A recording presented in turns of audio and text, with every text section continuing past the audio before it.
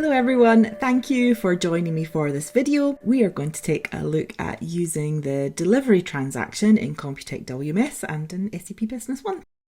As of now, you can create delivery documents directly from CompuTec WMS. You can create draft delivery documents and base your real delivery documents on them later on. You can also base the delivery document on a pick list, a sales order, or an AR reserve invoice. So let's start off by creating a delivery document from some sales orders. We've got a bunch of sales orders from this customer here, and we're going to ship 3 of them together. So here I'll select the 3 sales orders, then forward.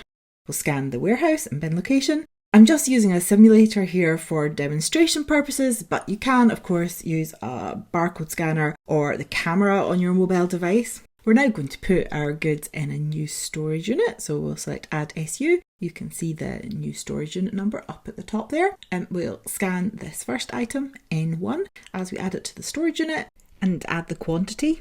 The next item, it's batch managed. We can just scan that one too, and we can see that a specific batch has been pre-allocated to this delivery document, so just select that and the quantity.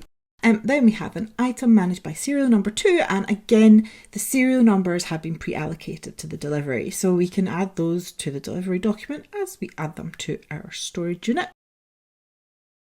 When we've added all the items to the delivery document, we can tap on forward, choose the appropriate project, or just tap forward again to skip that. Here we can then save the delivery document, and we'll get a notification that the delivery document has been created in the system. And just to show that to you, let's now head on over to SAP Business One, take a look at the delivery document. You can see it here with the items that we added listed. From here, we can also see the packing slip just by right-clicking and selecting packing slip from the context menu. So you can see the packing number, the storage unit, the items and their quantities here. In general, that's how it works. I would like to note that this is not the full extent of this functionality.